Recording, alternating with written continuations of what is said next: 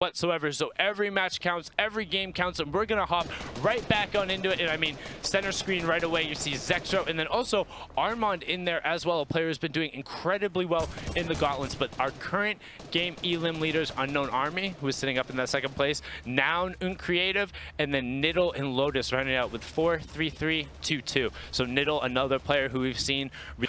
Whereas we've seen a lot of players who are successful at the higher end are aggressive in this middle and early. Unknown Army right there, putting Armand back into the lobby. But players like Aiden, players like Roat, players like Nick Merckx, where if you are only counting stuff that happens in the late game, you may be like, okay, well, why do these players matter? But if you run into them in the early and mid game, I promise you that you will know why these players will matter. They have no issue playing there. So it's interesting to me that it's as like an entire region.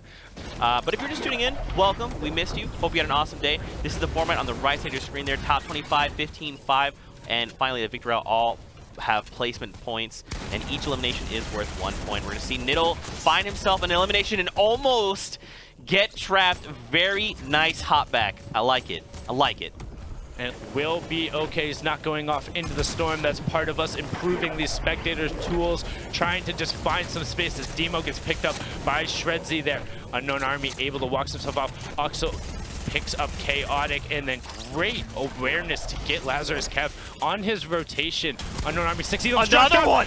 Will he find it? Yes, he's able to find it. Minko's actually got the one on Archetype, but then Unknown Army was able to get him 2 uncontested players worth of loot for him there. Man, there was an RPG that was left behind. I'm sure if he had just 1 more second, he would have probably opted into bringing that with him. But look how many people are just packed into this little circle over by Lonely Lodge. The verticality. Generally, because you're able to kind of hide and be safe. Oh, sorry, I meant for the players outside no, correct. But then, then it gets weird in this circumstance. I was saying when everyone's building through the trees, because then all of a sudden, if you get pinned in there and you get a wrong boost, you go soaring off in the storm. It can get very, very, very awkward, and we've seen it happen. But right now, every player just trying to be safe. They don't want to be eliminated. You see in the top right-hand corner, 16 players left. You see in the bottom right-hand corner, everyone is just vertically stacked, trying to find some room as we move into our top 10 situation. This is really strange. We've been circling builds, and now we're going to be going back over old builds. So now people are going to have to try and punch through his builds as much as possible. Maybe you run into like an old wall that you place. It's going to let you edit through, but it's going to get very tough here as we just hit top 5. Everyone got an additional 2 points. Next 3 is available at that Victory Royale spot. Zexro finds another elimination as Unknown Army going to find one himself. And here go, toe-to-toe, and Unknown Army. Up both of them, no problem there. Yep. Eliminating Zex, and then Jefferson as well. No, never mind, I apologize. Jefferson is on the ultimate high ground. Unknown was able to trade out, sitting on 10 elims.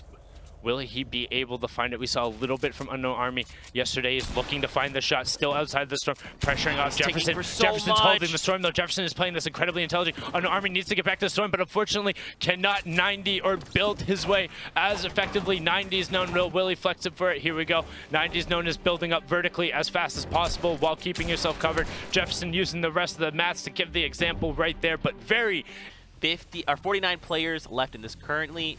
YouTube FO cool. These cool. These names are so difficult for me. Dixon, I never learned how to Grove, read. Asiran, and Shy. So, Fuku on the top right now with 4 elims. Everyone else wrapping up with 2 as we have 48 players remaining as we get close in to Circle 5. HK trying to do a little bit of gatekeeping here. Gatekeeping is when a player, like that little pixel right there, is stuck with his back to the storm moving in. He needs to go forward.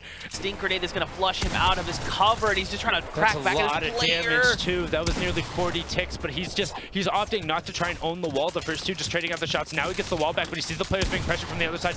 Does get a 22 damage cracked off, and then I get paid to do this. What, you get paid to go back to the lobby? That's rough, man. Well, no bus fare for you. Yeah. Man, we're still in a massive, super packed lobby. 45, you said it, man. 20 players still have to fall, and now it looks like we're going to find one here just ahead. Oh, catching up just at the very edge of the ramp there. And now he's going to build up and potentially see this supply drop. Nope, he's like, look, I got to just get to safety. Launchpad time. And I mean, there's still so many players left. A lot of eliminations still sitting on the table. There are tons of elims to still be found here, particularly as we get into these rotations. Hopefully the storm won't gobble up a lot of them as we're going to move around these mountains and the snow. It's going to be very difficult. Another 11 players need to go down, and we finally get to placement points. Everyone doing their best to not make mistakes. They want to be sure to hit those crucial points. And now Dib here is trying to find and make his way into safety. He's going to find a 77 on this player. A nice edit there for 62. And there you go, a nice cleanup, but he is going to take storm damage. Another player here ahead of him. And he gets a rift, so that's a free rift rotation. He's like, yes, thank you very much. I will take that. Oh, no, Ops to leave the medkits. Will he be able to find that Elim? There you go. Again, we talked about sweeping the backside of the circle, finding other people as they rotate, but now needs to be careful as players do the same to him. Grove gets himself pinned and needs to be careful about moving on the low ground as it catches up a little bit. Threats looking to find the shots out. Grove realizing he needs to get up a little bit because he is not safe down there. You have 1, 2, 3 ballers trying to get up that side, playing the marbles, getting up the hill if they're available to. Grove trying to see if there's anybody else he can pick up, gets a little mess, and he finds a launch pad. Now he needs to find the space to use it, though. Recognize he's taking 1, 2, 3, 4, 5 stone ticks. No, is able to get up there as he's running up the side. Sees the player there, not paying attention. That was not very good, Fukul. You were the Elim leader, but Grove is just getting gifted these launch pads. Going, no, you bumped your head. That's not how that works. I'm so sad. So that's one of the things Bala has talked about before. Up, super Gus in the box. What's in the box is Triz and Max. Triz picks up the Elim and is now 100. Max builds, but he gets cracked back right down to 99 HP. But the edit was even better. Persecute wasn't ready for it. He thought he had Triz at a disadvantage, knew he hit the first shot, and Triz was like, okay.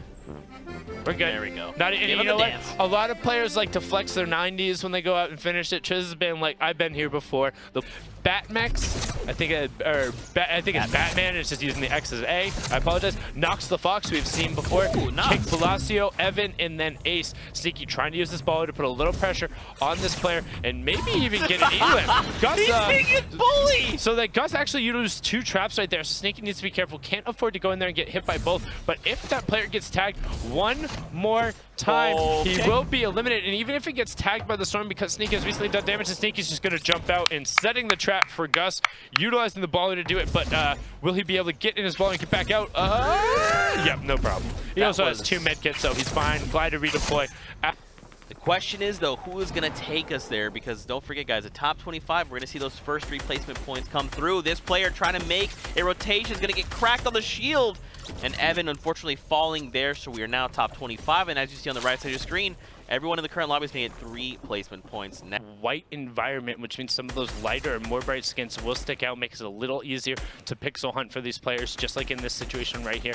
As you see, that skin trying to rotate against, and the number of players who are just able to fire shots out, and Palacio is actually going to be the one who picks that up. That boy Dubs trying to tarp out on the middle ground. Now, when we say tarps, that's in terms of just these different levels. As you see here, Batman able to pick up 1 and some Elim, so it kind of effectively creates a nice little mat, or as the term comes from, a tarp where players are able to run along, and it's theoretically, even if they didn't put all of these weird cones on top of them, we see Batman trying to own the wall in between, make sure there's not a double layer there, and waiting for the player to rotate.